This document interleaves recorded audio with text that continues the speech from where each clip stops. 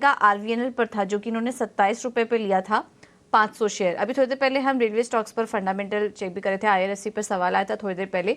RVNL पर एक राय ले लेते हैं। कपिल, आपसे सवाल होगा, कपिल से हमारा संपर्क जुड़ चुका है।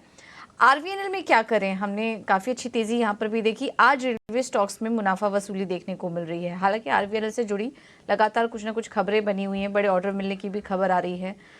लेकिन इन स्तरों पर मुनाफा थोड़ा बुक कर लेना चाहिए या फिर लॉन्ग टर्म के लिए अभी भी बने रहें स्टॉक में? लॉन्ग टर्म निवेशक हैं ये।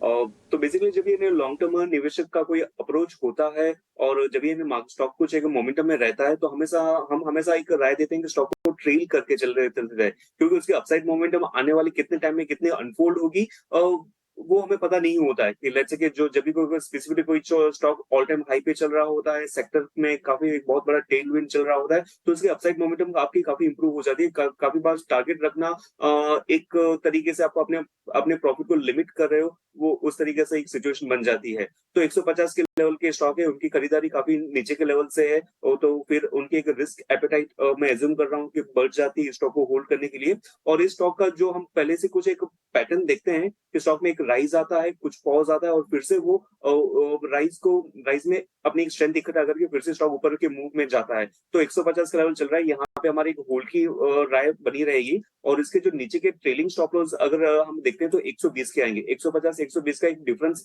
साइजेबल है, लेकिन उनकी बाइंग प्राइस को मद्देनजर रखते हुए 120 के ट्रेलिंग स्टॉप लॉस से स्टॉक को होल्ड करना चाहिए। रेंज का फ्रेश ब्रेकआउट आया है, तो हमें एक बुलिश कंटिन्यूएशन साइन इसमें देखने मिल सकती है।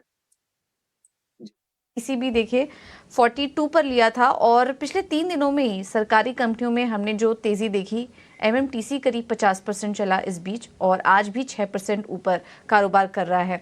रेलवे स्टॉक्स पर तो हमने थोड़ी देर पहले चर्चा भी की थी। एक बार एमएमटीसी पर राय ले लेते हैं और फिर आरवीएनएल पर भी आपको सुझाव देंगे। गौरांग, एमएमटीसी कैसी लग रही है आपको? कंपनी शानदार तेजी देखने को मिली हाल फिलहाल में, अभी भी बने रहना चाहिए? काफी अच्छा मुनाफा भी हो रहा है इनको यहाँ पर, तो अभी बने रहने की राय देंगे या फिर मुनाफा लेकर निकल जाए? देखिए 42-50 पर निवेश है, और मेरे ख्याल से करीबन 65 के ऊपर का स्तर। तो अगर आप प्रतिशत के हिसाब से देखेंगे पूजा, तो एक अच्छा मुनाफा हो रहा है।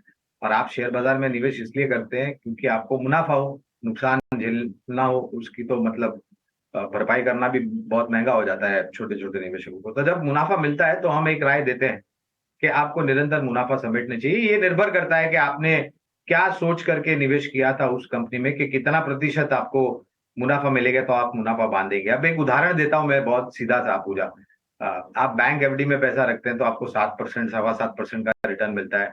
इन्फ्लेशन, महंगाई दर को और टैक्स को अगर आप गिनते हैं तो फिर वो रिटर्न बहुत मामूली सा हो जाता है। अगर शेयर बाजार में आपको 15, 20, 25% का रिटर्न मिलता है, तो आपको निरंतर मुनाफा समेटना चाहिए। हम ये नहीं कहते कि पूरा मुनाफा समेट लीजिए, लेकिन कम से कम 30, 40, 50% मुनाफा आपको समेटना चाहिए। अब एमएमटीसी पर आते हैं, तो यहाँ पर स्पेसिफिक कवरेज नहीं है, इसलिए विशेष रूप में मैं खरीदारी करने की, बने रहने की या बिकवाली की राय नहीं दे सकता हूँ। लेकिन हाँ, जिस प्रकार से मैंने टिप्पणी की है कि अगर मुनाफा अच्छा हो रहा है, तो निरंतर आपको, किसी भी क्षेत्र की कंपनी हो फिर वो, तो आपको निरंतर उसमें मुनाफा समेटना चाहिए। विकल्प अगर आप चाहते हैं, तो विकल्प के रूप में एक निजी क्षेत्र की छोटी बैंक है, जिसने बहुत शानदार तरीके से आउट परफॉर्मेंस किया है, और हमने इसके ऊपर पहले भी चर्चा की है, वो है आईडीएफसी फर्स्ट बैंक।